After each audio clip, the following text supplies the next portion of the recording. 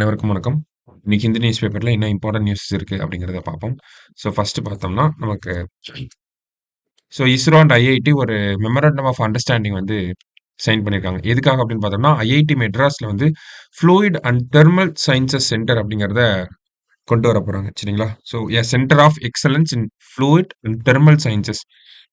இதன் மூலியமா என்ன பண்ண முடியும் அப்படின்னு பார்த்தோம்னா, நமக்கு satellite, launch vehicles, spacecraft இதுலலாம் இருக்கக்கூடிய தெர்மல் மேனேஜ்மெண்ட் சிஸ்டம் அத பத்தி ரிசர்ச் அண்ட் டெவலப்மெண்ட் பண்றதுக்காக, ஸ்டடி பண்றதுக்காக இந்த ஒரு தெர்மல் சயின்சஸ் சென்டர் அப்படிங்கிறத கொண்டு வர போறாங்க. சரியா? ஜஸ்ட் என்னங்கிறத மட்டும் தெரிஞ்சுக்கிட்டா போதும். Next one. பெருமாள் முருகன்ஸ் மதுர பாகம் Bhagan translated into French from Tamil. Madhura Bhagan அப்படிங்கிற இந்த புக்க தமிழ்ல இருந்து பிரெஞ்சுல டிரான்ஸ்லேட் பண்ணியிருக்காங்க. யாருடைய புக் அப்படின்னு பார்த்தோம்னா, பெருமாள் முருகனுடைய புக். யார் டிரான்ஸ்லேட் பண்ணியிருக்காங்க அப்படின்னு பார்த்தோம்னா, ஒரு விமன் பிரெஞ்சு ஆத்தர் நமக்கு லெட்டிஷியா இபானஸ் அப்படிங்கிற இவங்க தான். ஓகேவா? லெட்டிஷியா இபானஸ். இந்த கதை பார்த்தோம்னா, ஒரு சைல்டுலெஸ் கப்புள், கொங்கு ரீஜன்ல இருக்கக்கூடிய ஒரு சைல்ட்லெஸ் கப்புள் காளி அண்டு பொன்னா இவங்கள பத்தி வரக்கூடிய ஒரு கதை தான். ஓகேங்களா? ஸோ இத இங்கிலீஷ்ல பார்த்தோம்னா, ஒன் பார்ட் விமன் அப்படின்னு சொல்லி அனிருத்தன் வாசுதேவன் அப்படிங்கிறவர் டிரான்ஸ்லேட் பண்ணியிருப்பாரு. அந்த புக்குக்கு பார்த்தோம்னா சாகித்ய அகாடமி விருது கிடைச்சிருக்கும். ஒரிஜினல் புக் கிடைச்சிருக்காது. ஆனா translated book one part woman அப்படிங்கிற அந்த புக்குக்கு சாகித்ய அகாடமி விருதை அனிருத்தன் வாசுதேவன் வாங்கியிருப்பாரு. சரிங்களா? ஸோ இந்த மாதிரி ஒரு டிரான்ஸ்லேஷன் நடக்க போகுது. அதனால அதை பத்தி நம்ம தெரிஞ்சுக்கணும். சரியா? நெக்ஸ்ட் ஒன் பார்த்தோம்னா,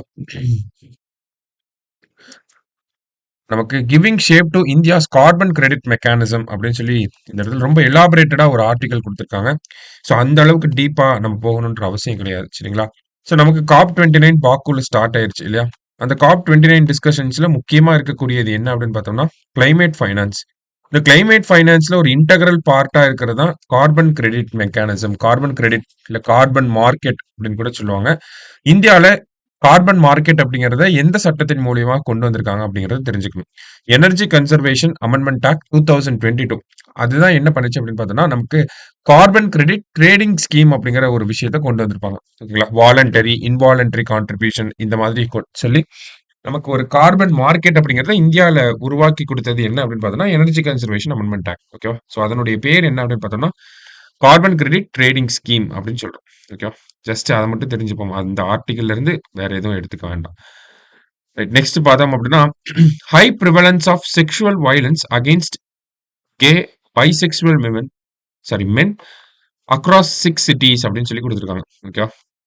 அதாவது நமக்கு ஓப்பன்டா ஓப்பன் அப் ஆயிருப்பாங்க. ஓகேவா? நான் ஒரு கே, நான் ஒரு பைசெக்சுவல் பெர்சன் அந்த மாதிரி எல்ஜிபிடிக்யூ கம்யூனிட்டி ஓப்பன் அப் ஆயிருப்பாங்க, கம் அவுட் ஆயிருப்பாங்க. சரிங்களா? ஸோ அந்த மாதிரி கம் அவுட் ஆன பெர்சன்ஸ் கிட்ட ஒரு நிறுவனம் சர்வே எடுத்திருக்காங்க. கிட்டத்தட்ட ஒரு 300 பேர் கிட்ட சர்வே எடுத்திருக்காங்க.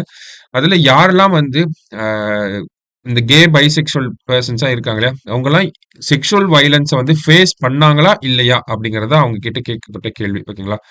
ஸோ இதுல கிட்டத்தட்ட பார்த்தோம்னா, நெறைய பேர் செக்சுவல் வயலன்ஸ ஃபேஸ் பண்ணியிருக்காங்க. குறிப்பா 18லிருந்து 24 வயசு. இந்த ஏஜ் கேட்டகரில இருக்கவங்க பார்த்தோம்னா, நெறைய செக்சுவல் வயலன்ஸ மென் ஃபேஸ் பண்ணிட்டு இருக்காங்க. ஓகேவா? Gay and bisexual men face பண்ணிட்டு இருக்காங்க. அதுல அதிகமா எங்க ஃபேஸ் பண்றாங்க அப்படின்னு பார்த்தோம்னா, டெல்லில தான் அதிகமா ஃபேஸ் பண்றாங்க அப்படிங்கிறத குடுத்திருக்காங்க. எதனால இந்த ஒரு விஷயம் முக்கியமா இப்ப பார்க்கப்படுது அப்படின்னு பார்த்தோம்னா, நமக்கு இந்தியன் பீனல் கோட ரீப்ளேஸ் பண்ணி பாரதிய நியாய சன்ஹிதா அப்படிங்கிற சட்டம் கொண்டு வரப்பட்டிருக்கு இல்லையா? 2023ல கொண்டு வந்தாங்க. 1 ஜூலை 2024ல நடைமுறைப்படுத்தப்பட்டுச்சு. இந்த பாரதிய நியாய சன்ஹிதால ரேப் அப்படிங்கிற புரோவிஷன் நமக்கு விமன பத்தி மட்டும் தான் பேசுது. மென் பத்தியோ, டிரான்ஸ்ஜெண்டரோடைய ரேப் பத்தியோ அதுல புரோவிஷன்ஸ் கிடையாது. பாரதிய நியாய சன்ஹிதால ரேப் அப்படின்னா அது விமன பத்தி மட்டும் தான் பேசுது. மென் பத்தின ரேப், டிரான்ஸ்ஜெண்டரோடைய ரேப் இத பத்தின விஷயங்கள் பேசப்படல. இப்ப அந்த ஒரு சூழல்ல இப்ப ஆண்கள் கே பெர்சன்ஸ் கற்பழிக்கப்பட்டாலோ, இல்ல பைசெக்சுவல் பெர்சன்ஸ் ரேப் பண்ணப்பட்டாலோ, அவங்களுக்கு நீதி கிடைக்குமா அப்படிங்கிறது டவுட் தான். ஓகேங்களா?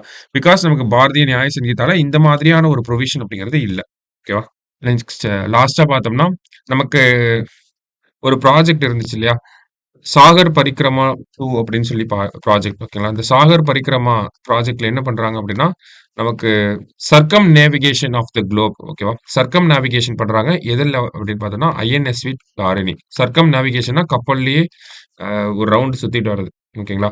ஸோ இந்த ஐஎன்எஸ்வி தாரிணி அப்படிங்கிறது போன மாசம் வந்து கோவால இருந்து லான்ச் பண்ணியிருப்பாங்க. ஸ்டார்ட் பண்ணியிருப்பாங்க. 2 விமன் செயிலர்ஸ் தான். விமன் ஆஃபிசர்ஸ் தான். விமன் நேவி ஆஃபிசர்ஸ் தான் வந்து இதுல இந்த ப்ராஜெக்ட்ல இருக்காங்க. அவங்க 2 பேர் தான் இந்த குளோபே சுத்தி வரப்போறாங்க. சரிங்களா? ஸோ அவங்களோட பேர் வந்து குடுத்துருக்காங்க. தில்னா அண்ட் ரூபா. ஸோ அவங்க ஃபர்ஸ்ட் ஐஎன்எஸ் தாரணிய வந்து ஸ்டார்ட் பண்ணி, கோவாலேருந்து ஸ்டார்ட் பண்ணி, இப்போ ஆஸ்திரேலியா ரீச் பண்ணியிருக்காங்க. ஆஸ்திரேலியாவோட ஃப்ரெமான்டல் அப்படிங்கிற பிளேஸ ரீச் பண்ணியிருக்காங்க. ஸோ அதுதான் இங்க செய்தியா குடுத்துருக்காங்க. சரியா? பேசிக்கான விஷயம் தான். ஜஸ்ட் என்னன்னு பார்த்துக்கோங்க போதும். சரியா? ஸோ இன்னைக்கு நியூஸ் பேப்பர்ல இருந்த முக்கியமான விஷயங்கள பார்த்துருக்கோம். Thank you.